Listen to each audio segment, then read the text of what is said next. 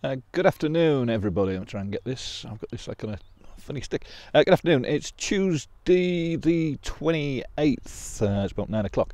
Currently still on the 11th tee. A bit of a change in the weather. It is absolutely freezing out here this morning. Still desperate for rain. Still not a lot of growth at all. Right, you probably wonder why I'm still on the 11th tee. That's something I shall come back to shortly. Let me just look down at my notes, what I've got sort of written down here. So, not a lot to talk about this week. I don't know, golf. I'm missing you golfers, really am, seriously. I come out here an empty golf course. Well, I say empty golf course, there's a few people that are coming out walking, which is nice to see, and I've been sent some lovely photographs again this week, some of which will appear on the newsletter shortly or later for you. Emma Hansen again, she's been out taking some super pictures, and Ian Lockwood and Susie, they've sent me some fantastic pictures, which is great, so I'll put those on.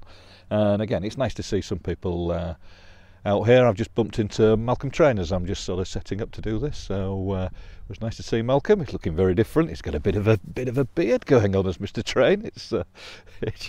Which is all very good. I'm still loving the Padre Harrington videos. I keep reposting those on Twitter and Facebook and things, and I hope you're enjoying those. There's some fantastic tips. Really are some good tips on there, which hopefully will give you all sort of things to work on. I shall give you one a little bit later regarding before you actually hit the golf ball, what you should be sort of doing and not getting too stationary at the golf ball. But yeah, that's good. I'm also going to put a video of Ben Hogan, one of my old superstars. He was finished playing really before I started, but I've always loved his swing and admired his swing. But it's something that was posted on Twitter of his golf swing. But it is superb. Just watch how he works his legs through the golf ball, or as he starts his downswing. Absolutely fantastic, brilliant is that. Bit of a shout out for Jonty Hall. He sends me an email each week after he receives the newsletter, saying it's great to sort of see what's happening and keeping sort of informed. I mean, that's what I'm trying to do, trying to keep you informed of what's actually happening. Not that golf-wise there's a lot happening, is there? Lots of rumours that golf could be coming back soon. Hopefully, I hope so. I think there'll be some, as I mentioned last week, I think there'll be some major restrictions if there are. You'll be playing in ones or twos with quite a big time gap between, but hopefully, I would say in the next week or so, I'd like to think there's going to be some golfers out here. The course is ready for you, and I know that you're all desperate to play as well. Just remember, you've got to be members. It looks like you're going to have to be members to be able to play there, and it's fantastic to see that the majority have renewed, which is great. And I know there's some that are hanging fire, and I can fully understand that. But I say, you will, by the sounds of things, there won't be any green fees to be able to pay. You are going to have to be members to play on a golf course. And that's not just here. I think that'll be pretty well everywhere. Talking of things sort of going on at the golf club, we still have a regular meeting with the finance committee every week, and this afternoon we're actually, which is Tuesday afternoon, we're having a Zoom board meeting, which could be entertaining, with sort of 10 people trying to all on a computer all at the same time, trying to sort of speak and whatever. But we shall see how that goes this afternoon.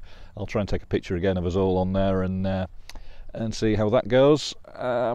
What else are we going? I'll tell you what, I got some information the other day from the system that we use that does the card systems, club systems, and a lot of you will already have the How Did I Do app, where you've been able to see your scores and see what's going on, and I'll occasionally send you notifications of different things that are happening and things. What they're doing is what they're going to try and introduce on that same app. If you've got it, and if you haven't, I suggest you try and get it on your phones and things if you can do so. You'll be able to do your score entry on there now. So rather than you'll still fill a card in, but you'll actually put your scores through that system, which will save an awful lot of problems at the moment with checking cards and things. And that last weekend when I checked over 250 cards, coming into contact with cards. But hopefully, if this system works and you can all sort of enter your scores on your own little phone or your tablet, that should work well. Hopefully there's be more information of that coming out in the next few weeks, hopefully. Quite sad to see that all the East Riding Union matches have been cancelled for a year, and I think that'll affect all the Yorkshire inter-district sort of things as well, which again, I don't know, you know, all these decisions that have to be made. I know as a club that, you know, one of my things that every sort of day that I'm looking at the club diary, and you're trying to shuffle things backwards and backwards and backwards, but we'll get there. We'll get there. Anyway, right. So, what else? Do I have anything else on my notes here? As I'm just sort of glancing down. Not really, but let's come back to this 11th hole then. The reason why I'm on the 11th. I got technology in my hand here. Let me try and, I don't know if this will work on it. If I try and spin this round, it's not letting me look. Right, so 11th hole. What a great hole it is. I'll just tell you, you know, I used to caddy many years ago. I started caddying when I was sort of 8 years of age for a guy called Ron Slater. And it always used to make me laugh, even as a youngster, when we used to get onto this tee. And it's amazing how many people would get a pond ball out, change the ball for a pond ball. I mean, what is that saying to start with? It's very negative, isn't it? You know, and let's get a rubbish golf ball out because we're going to hit it in the pond. Which, you know, as you're playing, you've got to be positive all the time. You have to think positively all the time. Don't have negative thoughts. You put a pond ball in your hand, you're almost sort of saying to yourself that you're going to hit the ball into the water. Let's just try and make sure that we're confident in your playing. I mean, if there wasn't water, when you get down there and you're playing your second shot, your third shot over the water, just down in front of the pond there, it's about a 15-yard carry, if that. If that was grass, would you really be thinking about it? You wouldn't even see that. You know, just try and ignore the water. That's what I do. I don't even see the water. You know, be positive. Always think you're gonna. You know, don't be looking at the water. Don't think, oh, I'm going to go in the water. Going to go in the water. Always be positive. So, positive thoughts, which is how I'm going to finish this week's little sort of blog for you. Keep yourself positive, not just when we're playing golf, but in everything that we do. Right, so technology. Look at this. I don't really know what I'm doing with this thing here, but anyway, here we go. So I'll conclude this little quick video again. I've waffled on for nearly 7.5 minutes again. Take care, everybody. Make sure you stay safe, and hopefully see you all soon. I hope you enjoy the rest of the newsletter as well.